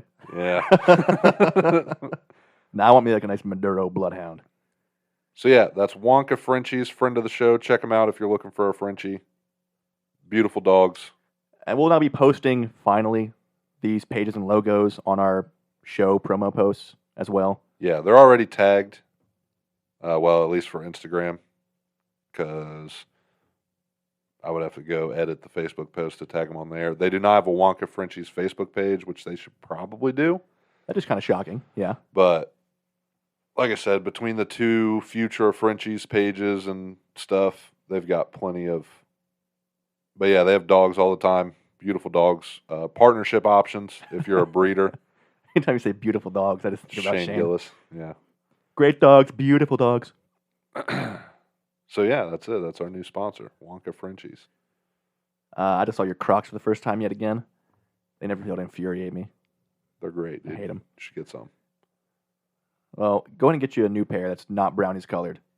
Get you a nice, black and blue Panthers set of Crocs. We'll see. That would be kind of tight. I might support those. Wait till I get the buttons that people decorate their Crocs with, dude. Okay, that's NBA wise. Big news there. Trae Young out for at least 4 weeks with a finger injury. Oh, you have that first. I think it's a leading thing here. No? I don't know. Max Strus hitting the second longest game-winning shot ever. After hitting, 5 threes in the quarter? Doesn't matter. Well, the I think second longest amplifies that, game-winning shot in NBA history. Since they've been measuring, 69 feet, I think? Something like that. Nice. That's pretty crazy. He became, it's like he paused the game turn his sliders all the way up so he couldn't miss. And went, I think 6 for 6, including with 1.7 seconds left Something like that. Yeah. from 70 feet Yeah. to beat my team of the week, Mavericks. That's got to be what it feels like when Luka does that shit to your team. Yeah. It finally happened against him, Yeah. Except from 70 feet, not which he's not done yet. 35. Which means probably tomorrow night he'll go for 72. He'll go for 70 points just to have half a foot more. The excellent game. Wish I was there in person for that. Could have been.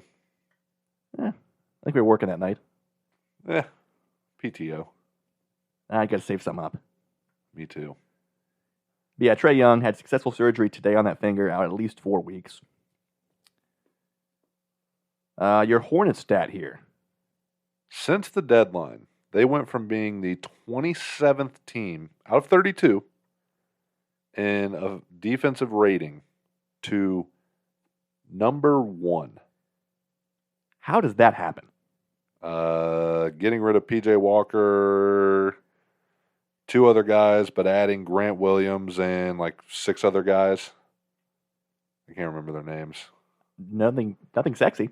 Just Grant Williams, PJ Walker, pretty much the headlines of those trades. And yeah, that's how that happens. Like 27 to 12. Okay, that makes sense sometimes. I get it. 27 to 1? Number 1. Ahead of even like Minnesota, Number 1.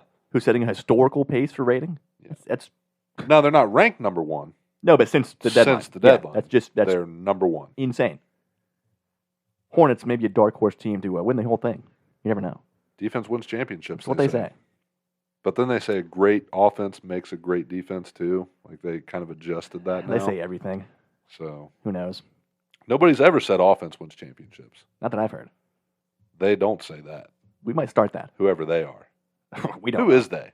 That's a good question. I know a guy I can call though to give me an answer on that. Yeah, He knows probably the answer to everything, about everything. that's true. I probably know the same guy. There's actually 2 guys like that. Yeah. I think we also both know. Definitely know both those guys. One of them coaches Minnesota. Is that a fact? Yeah. Huh. Who would have thought? He knows a lot about a lot, especially cars. Shitty cars, He too. used to coach Minnesota. Used to coach Minnesota. Now he coaches Now Dallas. he's a Dallas That's defensive right. coordinator, Yeah, baby. That's right. Again, congrats on that job, pal. Not named Dan Quinn, though. No. Who? You know. Bum. I know you still cried yourself Bum. to sleep about it at night. Not about that. Yeah. No. The Dez catch, sure. Every now and then, still comes back in my nightmares. No, dude. When you had that picture of Dan Quinn and Mike McCarthy standing together, smiling, but you With a folded cheesesteak. But you folded like 75% of it, so Mike McCarthy's not in it You anymore. see his hand holding a Whataburger. That's all you need to know. For the first time ever on SNS, we have NBA power rankings by East and West. Not ever. I think it is. No, we did them last year. Did we? Yeah, I honestly don't recall that. we did. Well, for the first time in 2024, There we go. let's start with the East, which I think is pretty cut and dry across the board, pretty unanimous. We changed up the 5 quite a bit, I feel like, but based on the There's some standings, debate there at least. Yeah. 5, we're going Pacers. With Joel Embiid out, Sixers don't have what it takes. They've lost, I think, 9 out of the last 12. And they'll continue losing probably the rest. I think they'll just lose out. Shane, comment? Dude, no, Tobias Harris cannot carry a team. I don't know why you keep saying that. Number 4. Number 4 is the New York Knickerbockers. Which, tough stretch being unhealthy right now. Still winning. But getting it done, and I think clearly a step above still Indiana and, Miami. We talked about the 5 spot maybe. Yeah. Which they probably will end up being the 5 spot and beating out Indianapolis. But the Pacers are looking good right now, so we'll put them at the 5. Cavs, number 3. Love it. Potentially going to be number 1, Also love that. but we'll see. I mean, Celtics. can you stop Max Strus? I have the Celtics for best record, so I have to root for them, even though the Cavs are my team. But a half game behind them can be Cleveland. Correct. And 2-1, no surprises here. Bucks and Celtics. I had Wizards Pistons. I thought we did those were going to be like outside, like those are in their own Oh, okay. I echelon. wrote That's that like the down. upper echelon of the East. This is what's left. Okay, my bad. I wrote that down wrong. Okay, I love how you're actually like pretending to write, like even though we're not on camera, like they could see it. I'm just getting in the character for when the camera does come in. Yeah. I'm a method actor, you know. Yeah, Bucks, Celtics, clear 1 and 2. But I could see Cleveland passing up Milwaukee. Yeah, I could. Although defensively, even though Doc Rivers has been still an odd hiring, I know they've held opponents to under 100 like 7 times so far. Where with Griffin, they held him, I think, 1 game in his entire tenure. Huh. So slower pace has got to factor in, but at least playing better defense, which is, I guess, why they brought in Doc Rivers in the first place. Maybe it's called the Pat Bev effect. I mean, he doesn't even know why he's got brought in. No clue. Still, to my knowledge, hasn't figured it out. Probably never will. Anything you even want to say about Boston? Clear 1, should remain 1. Yeah, there's nothing really to say. Consistent all year. The West is where things get a little more tricky. Because I don't think record necessarily affects our rankings entirely. Plays in. I did the West East, so I figured you'd start with the West. All right, number 5. I want to go Kings. No, you don't. I think it's close. It's not even close. I wrote down Kings. No, you don't. But as resident NBA expert, He scratched it off and went with what the true pick is. I'll concede to you. The New Orleans Pelicans. Who nobody is talking about. Don't need to. Just like last year, nobody was talking about the Kings until they got into the playoffs. Then, oh, look at this historic Kings playoffs run. They're blah, blah, blah, whatever. And it's Well, like, it's there you had, Fox and Sabonis getting traction, but even with Zion back, I'm not even hearing Zion talk or Zion highlights. it's all you need. Let the games keep winning. You don't need the media coverage. 11 games over. You're in New Orleans. Nobody wants to go there. Not to watch basketball, at least. No. And honestly, even the party, you got one road. That's it. You got one road in the entire city that people like to go to. Nashville's got, Broadway. It's about it. It's the main attraction there. Yeah, but even the rest of the city is at least nice. No, New Orleans I can't is just speak on. I've not been in New Orleans. dark but and gloomy. from what I hear, yeah, it's a little. It's like Gotham. Gotham's pretty cool though. Yeah, but I wouldn't want to go. Based on the TikToks we see about Batman beating up random people, yeah, That's what I'm saying, dude. I'm staying safe here, man. 4 spot, we're gonna go with the Clippers. My Clippers, I should say. Your Clippers, you did call it. And they asked Kawhi, like, "Hey, what's been the secret to your success this year? Did he Playing just so well." laugh He's like like- a donkey? He's like, "Not tearing my meniscus." It's a pretty good line. Checks out. Yeah, Pretty good line. whole team staying healthy so far. Let's keep it up. Which would nail my bold prediction. It would. What are we at? He's played every game, right? I think he's at 47. Pretty much every game. Only a couple rest games. About it. We're on a good pace. Let's keep it up. Number 3. Blows his knee out Stop. tomorrow. Stop. Don't do it. Number 3, where you're going with the Timberwolves. Potential to finish as the number 1. Honestly. Of course, love the defense. Playing historically, Gobert on pace to get another DPOY. Love Ant. It's odd that it's working. Because it really shouldn't. Not in today's game. They don't have a great team. No. But they play great together. Even their role players aren't that good. So I think these are just based on regular season. They could be 1, but we're going postseason. We'll do rankings again, like always, when the postseason starts. They got to prove us wrong first. Yeah. And kind of same with the number 2 team, which I love a lot more, but they got to win something first. Oklahoma City Thunder, baby. Which would be if I'm choosing a new team right now. Oh, basketball Clearly all OKC. day you go okay. Not even close. 100%. Great now and set up for the next 10 Honestly, years. either that or the Timberwolves. But the reason why I like the Timberwolves is because their jerseys are sick. I love that green they have. Yeah, It's the same green as it Seattle, is. dude. It is. I guess it's kind of your You're a slut for that kind of green. Love it, dude. But I also have Karl Anthony Towns, so Kentucky legend. Well, OKC has the clear favorite for Rookie of the Year. Should be. I still think it's Wembanyama, It will be. but Chet Holmgren. First rookie to ever score, 153s, have 150 blocks and 300 rebounds or something like that, or points, or... Since the break, he's shooting like 80% true shooting. Probably going to have the most efficient rookie season of all time. And a great two-way player. He's going to be overshadowed because Victor Wembanyama led the Spurs to a worse record than they had last year. Now, he is doing pretty special things. He's all right.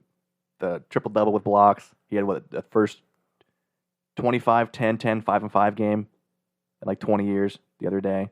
Yeah, but like when you're the only person on the team, it's a lot easier to do that. And again, we keep saying like he should be doing that. With his wingspan, he should be blocking 5 shots a game.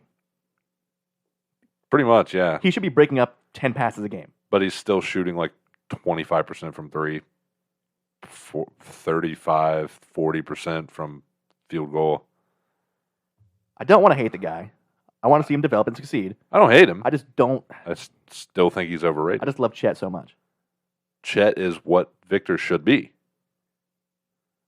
And maybe you're not maybe supposed to be handling the ball. Just that because you can does not mean directly you should. leads to turnovers. Yeah. When you are that tall, you are going to turn the ball over because you're just going to get swiped. And also, you're so much better utilized in the paint. It's literally just like simple mathematics on distance traveled. It's like an extra 1.5 feet that the ball is traveling. Which is an extra half a second that you can swipe it. Exactly. It's going to get swiped. And the whole time you're going to be like, swipe or no swiping. It's not going to matter. Swiper ain't listening to you, dude. He's got his earmuffs on, bro. He listened to me. Because you yelled. He didn't listen to you. Use your dad voice, dude. Exactly. And number one will be number one until they prove us wrong. Denver Nuggets. Fun question I asked you the other day. Do you know the only player worse than Michael Porter Jr. at assists per game that are scoring at least 15 points a game? Honestly, I completely forgot. It's a big man. Oh, it's Miles Turner. Correct. Yeah, which again makes sense. That makes He sense. should be. That makes sense. He gets the ball to score. Michael Porter Jr. gets the ball in triple coverage to score, according to him. Firing away, dude. It's impressive. I do want him shooting a lot. But with the way they move the ball, somebody's always open. If he passes 3 times more per game. No. Somebody is always open. Michael Porter Jr. Exactly. Even when he's not. I've never seen him covered. It's the magic of Jokic, dude. He gets guys open. Watch film, dude. You've never seen Michael Porter Jr. with defensive coverage on him. I'll be honest, when he takes a jumper, he gets so high up that he gets himself open just shooting the ball. I mean, he's what, 6'10"? Yeah, he doesn't even have to move. Yeah. Because he goes like full vertical on his jumpers. It's insane. Yeah.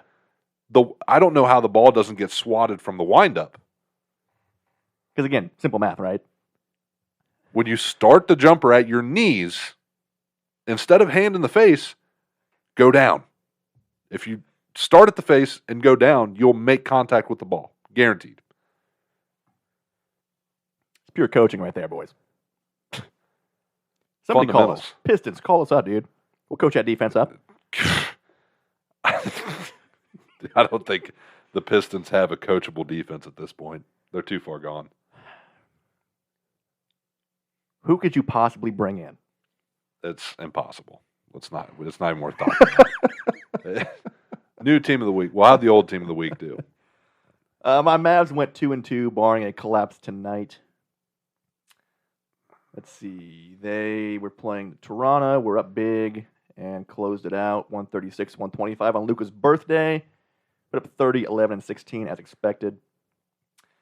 They, of course, lost to Cleveland on that Max Strus buzzer beater. Lost to Indiana and then beat the Suns. So 2-2 week after 2 tough road games and 1 all-time shot from Max Strus. Yeah. Timberwolves went 3-1. They beat the Nets, Spurs, and tonight they beat the Grizzlies.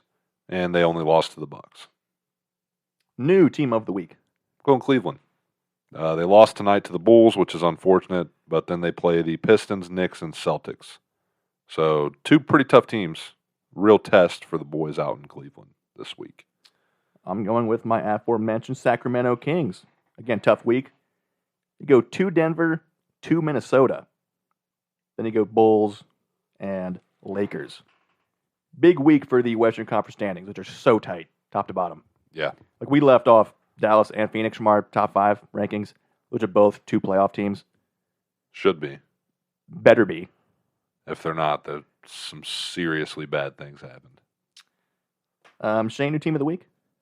You can't pick Philly again, dude. Come on. 76ers. 0-4. Book it. Did you watch the Fight Night card on Saturday? The only fight I caught was Brian Ortega choking the life out of Yair Rodriguez. I don't think Yair knows that wrestling is part of mixed martial arts. He doesn't. He's not improved in his career at all. At all. Against the guy who you know is going to try to choke you out. Yeah. And did. And thankfully, Herb Dean stepped in there quick. Yeah. Because he was out. Oh. Choked him out. Out. Yeah. That's classic Ortega. Welcome back. Yes and no. Hopefully I can make one more run. Yair Rodriguez is no pushover. He's not. Granted, yes, he hasn't improved in the ground game, which is Ortega's strength, but welcome back. Just Ortega has like 2 wins the past 5 years. Let's get some momentum going here. Now with, new champion in the division, maybe you get one more shot here after another win, depending what Ilya and Holloway end up doing. If Volk gets an immediate rematch, there's at least some potential matchups here going forward. Our boy Raul Rosas dropped out sick, unfortunately. Yeah, I noticed that. That was upsetting. But I think he's scheduled for next month, at least as of now. And the main event, Brandon Royval took down Moreno by decision. Split. Moreno looked bad. Relatively, really no game plan. Just kept backing Which is up. odd. No jabbing. Because he usually looks good. And has great cardio. But Yeah. Royval just took that from him. Looked sloppy. Looked lazy. Yeah, decent Maybe- fight. I just want to see more from Moreno. If he was just not feeling well or had a rough Former camp UFC or champion what. I don't Brandon know. Moreno. Didn't look like himself. And then this week we have a fight night card with 7-time main event appearer, Jarinzo Rosenstruck, against a guy I've never heard of. He's undefeated. It's Shamil Gaziev, a big Dagestani, 12-0, undefeated, was on Dana White's Contender Series last year. I think he's only had 1 UFC fight so far after that, but 8 knockouts. He's 33, so kind of a late bloomer. Although heavyweights usually do have more success In their in their 30s. 30s. Yeah. So potential, we'll see. Good test with a great kickboxer in Rosenstruck. Yeah. So should be at least entertaining, hopefully. Let's see. NHL. Yeah, we got some 3 quick hitters here in 3 different sports. Starting off Matt with NHL. Rimp or Rimpy or Rampy or whatever. Rimpe. Rimpe, maybe. It's probably a Frenchman. He's Canadian. French-Canadian, of course. Calgary. So, Couldn't tell you. rookie for the Rangers. He's got 1 job. He's 6'8", 241 pounds. He has played in 1 week in his first 5 games. 9 minutes on the ice. 27 minutes in the penalty box. He's got 1 job. 27. 3 of 5 games involve fights. Full fist fights. Is there a better job than a hockey enforcer? There can't be, right? Like, your only job out there. Going to the penalty When box. somebody hits your boy and coach says, yo, don't even take your stick. You don't need it. Go out there, drop gloves, and throw some hands. Yeah. And it started with a nasty just hit to another guy's head. Yeah, I forget what the teams were, but that was rough. Yeah. He got like doubled up. Yeah. Hit from one side and got hit into the other guy. No. Different. That wasn't it? No, this one was Rimpy one-on-one. Just went straight in, shoulder to the dude's face. Started bleeding out of his mouth and nose immediately. Just went down. You take 6'7" to the face. Yeah. at 18 miles an hour on the ice. And some people said maybe there was a slight chicken wing. Yeah, But- it's part of the game. You know, what are you going to do? But it looked like just full shoulder to the face, like literally bottom of the nose, top lip. That's where his shoulder connected. Granted, 6'8" can't get much lower than that, He's trying. but He's trying. it was egregious. I saw a cool little thing the other day. You know how hockey masks, or goalie masks especially, first started? No. I think it was 62, and Somebody the goalie took a puck to the face, which, Then of he- course, messed him up. Then he ate the puck. Probably.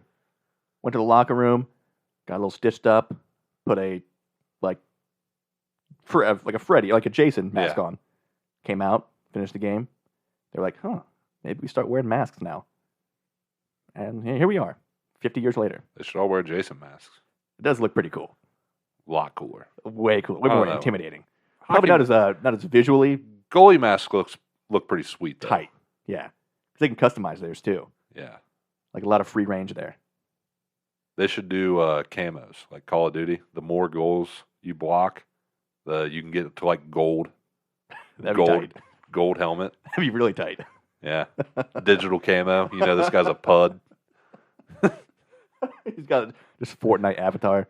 Just the basic like you get it when you unlock the gun camo. The default like camouflage. Yeah. And eventually your best goalie just has a full-on Batman mask. No, they do like Might actually be Batman. they do like space theme animation camos for the Max Is it? now. So you'd somehow do like a space theme helmet. Be pretty sick. I'm here for it. The Berlin Wall with a space themed helmet. Didn't need it. He wasn't that flashy. He let his game do the He probably talking, didn't dude. even need a helmet. He'd just eat He refused to wear them, but he was made. probably just eat the hockey puck. That's how he didn't wear a glove either. He'd make saves with his mouth. Who needs teeth, dude? It's like an Oreo, dude. Overrated. He'd just swallow his blood to wash it down Spit it in an opponent's face. with a Actually, tooth. it's an offensive tactic. Because rumor is he was carrying some diseases. It's biological warfare. Where do you want to go next? NCAA? Let's go quick college ball. My Lady Buckeyes win the Big Ten tonight with a win over Michigan. Heyo. And end the year in Iowa against Caitlin Clark. Should be a 2 versus 6 matchup Don't storm the court. where she may very well break the all-time college scoring record. How many does she need? She needed 95. They played tonight. I don't know what she put up. They had a big score early, Probably 60. so I assume she dropped at least 40. And they have a game before the Buckeye game, so Oh, you don't I wanna- know. I saw tickets were like $600 to get in the door Wow. Yeah. for a premier women's matchup where she could break the all-time record. That's must-see TV. Yeah. I believe that is. I want to say this Sunday. Yes, Sunday, 1 p.m. on Fox. Whew. Lady Buckeyes in Iowa, 2v6. I can't wait. I'm going to get up early for that game To break the record. until we lock her down, No chance. Stop. talking. prevent her from Didn't getting she a drop record. like 60 on you guys? She had a solid game. Like a 60-point triple-double, I right? think she put up like 48. 48-point triple-double. My Yeah. bad. But you know what? 1L. Stormed the court. Tried to injure her. And took a fist to the face. Yeah. Even though she kind of walked into it. Yeah, that's what I'd say too if I was a freaking We saw the video. piece of garbage. How your Wildcats doing here? Yep. Trudging along? MLB time. Quick We are note. officially 1 month away from opening day. 1 month. Now, there is a series the first weekend in Japan. And we have see-through pants. Just when you thought Fanatics couldn't get any worse. Nuts. On live television. Literally. You're clearly seeing dudes, compression shorts with Nike logos, Oh, not even close. It's, blatant. yeah. And you're seeing dudes nutsacks. Straight On nutsack full on screen, display. dude. So at some point, I hope that one guy just wears a thong. dude, That would be hilarious. bright pink thongs for the entire team. That would be hilarious. You think they wouldn't fix that real quick? I bet you they would. I say entire team starts free balling. Now, who's to say the first time a dude slides into second head first, pants are ripped. Just dong hanging out, bro. You got to cut the broadcast. Or your bright pink thong just hanging out. I'm not tagging that guy. You can go score, dude. Get back in the dugout. Get off the field, bro. It's comical because then baseball and Fanatics doubled down and says it's the same material and same fabric as last year's pants, which clearly it's not. I wasn't seeing any nutsacks last year, dude. And trust me, we were looking. Absolutely. There's one thing that everybody loves, not just women. It's dudes in baseball pants. It's because of how baseball pants are made. They're perfect. Now they just played into it too much. Garment. I think the conspiracy is they saw all the love that the NFL was getting with Taylor Swift and the female fan base. They're like, we need bare ass. We got to capitalize, boys. We need ass and nuts. And they're all in the marketing room. Some dude just rails a line, says, "I got it." Nuts. Oh, I didn't think of that. Let's do it. Why not? We need nuts out, dude. Nuts and big asses, dude. Nuts and ass. You're going to see Spencer Strider, who already wears the tightest pants known to man. Quads popping, ass popping, nuts popping. With that stash, people getting pregnant just watching the game. That wind-up's going to go crazy. You're not going to know. Batter's not going to know to watch his hands or his nuts. Probably striking out everybody because they're just looking down. You can't look away. You can't not. It's like a magnet. You got to maintain eye contact. Exactly. You don't want it to smell the fear. Catcher's not catching the ball. No chance. Umpire's calling everything a strike. Because he doesn't see it. Look good to me. I called 2 balls right there. And on top of that, there's also not enough pants. Because I know at least the Reds had to tell certain spring training players, bring in your pants from last year because we don't have enough. That's weird. Not only are they terrible, but they didn't make enough of them. That's awfully weird. And it appears that, again, they're sticking to their guns and not going to change anything before the season starts. For now. So come opening day, tune in. You're going to see a lot of nuts. Maybe more than you want. Maybe not enough. Who knows? Not me. There's going to be a lot of nuts. That's what I do now. A surplus of nuts. Warm nuts here. Peanuts. Cotton warm candy, nuts. peanuts, warm nuts here. Salted nuts here.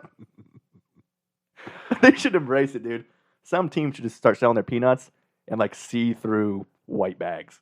Yeah, that's a good one. Genius marketing. I'll buy 5 bags, dude. Let's 100%. go. You're like, yep, these are Striders.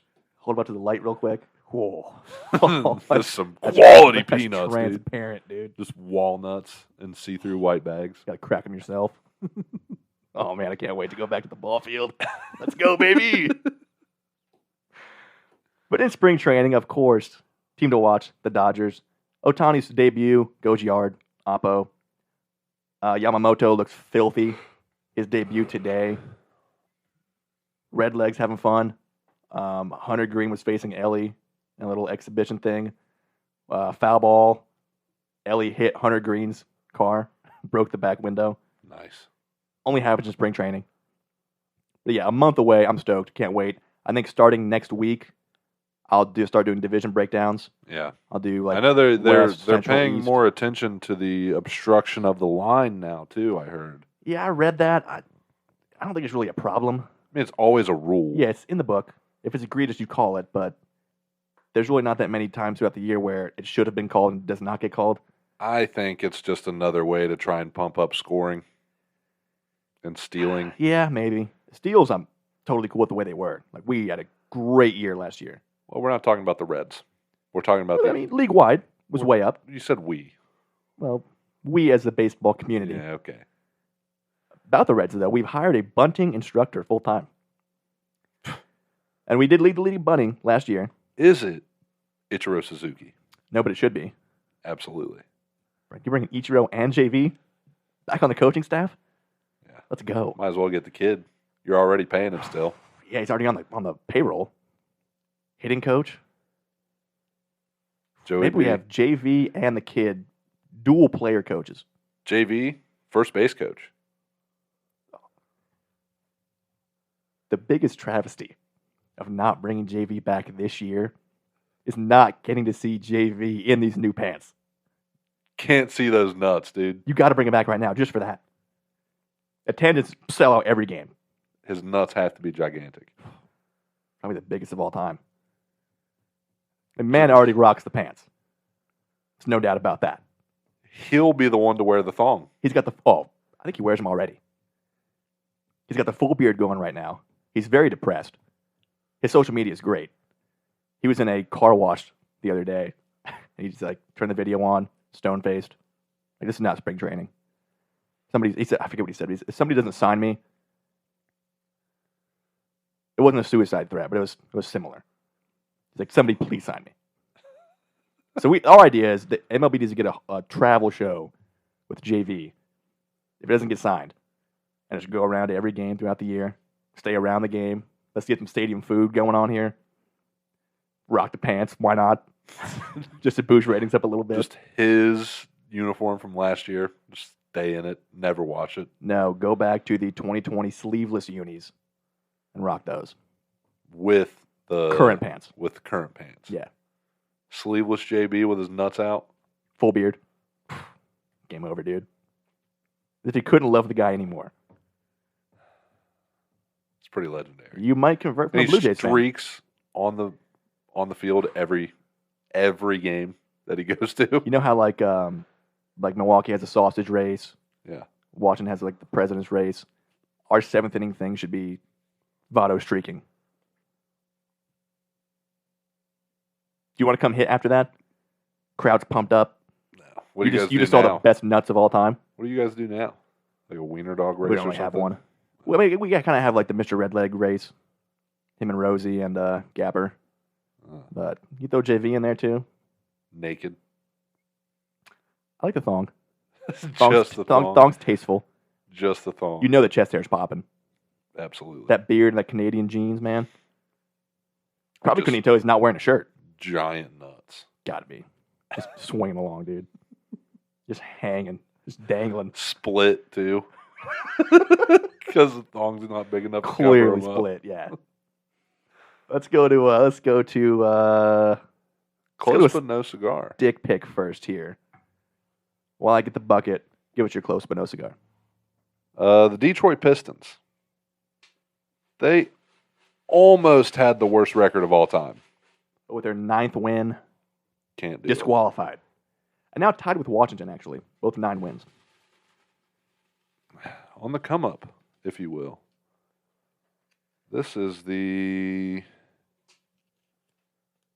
Monte Cristo Nicaraguan Series 1935 anniversary. Ooh, I saw that black and gold and thought it could have been that. That is a top-notch, special occasion type stick. I think it's about $18, $20. But it's Monte. You know you're getting absolute the best quality, best smoking experience. Speaking of, back to my Drew Estates 2024 freestyle. Actually very impressed. No touch-ups, no relights, burned very even throughout. And you burnt it all the way Pretty to much. the I smallest nub. almost pulled out my my little sticker thing here to keep smoking it. Great smoke production. Flavor's consistent. Again, a little more mild than I typically would like, but being that I think it's definitely a Connecticut, I'm all about it. I would say 2 thumbs up, and I cannot wait for March 14th to find out what they actually are. I do think Herrera Esteli, Connecticut is my bet. And you are a betting man. Not so much now that football's over. Yeah. I'll do my my war predictions here for baseball for opening day. And besides UFC here and there, that's pretty much it. Bums of the week. Trailblazers, 0-9 in February. Winless month. Not a good look. So that means they did not win a game this week either. Checks out. Wake Forest. Mostly their crowd. Storming the court. And potentially injuring Kyle Filipowski, although I think he did play tonight. You know what? The only team that should be allowed to storm the court is the Storming Mormons. That's a fair point. It's already in the name. Grandfathered in. Yeah. It's expected. Filipowski did played a full 30 minutes, put up 9, 10, and 6 on 8 shots. He's And fine. He's good to go. Our third one is a Detroit Tigers second baseman who played in a spring training game today. This was, I believe, over the weekend. Over the weekend. Okay, number 94. Not going to make the team. Yeah, if you guys watch John Boy at all, which if you don't, you should. Definitely watch this. Yes, 2-minute clip. Name's Navigado. Short pop-up, right center field, kind of no man's land. Drops in for a hit. He quasi-dove for it, trips, bounces in front of him, and then he scorpion kicks it to the outfield wall. For an inside the park home run. Correct. It's Again, the wildest home run I've ever seen. Only in spring training. Yeah. I don't know how you even do that. I If he tried to do that, he couldn't. almost feel like it has to be intentional. There's no way. You can't accidentally do that. You can't be that coordinated. You can be. Maybe it's a soccer player, sure. Maybe he is. We don't know. He just got an invite. The 83rd man of the Tigers roster in spring training. Yeah, I've never seen anything like that before. Well, see, baseball did actually issue a statement on that play. It's only possible this year because of the new flexibility provided by these new pants. See-through pants. His leg can go fully above his head and kick that ball. Dude, if those pants were white, imagine the view. Trust me, I have. And no fourth bum here. Just going 3 this week. Yeah. Yeah. Again, kind of a... Maybe So Yair Rodriguez, just throw him in there. Just Get never him learning, choked out. never adapting. Never learning, never adapting. Pretty bummy. Stuck in his ways, if you will. With that, we're at a solid 2-hour mark here. We'll take that every day of the week, especially in the off season. Go ahead and take us out of here, Cam. Well, you know what we always say. S&S. To To the the moon. moon.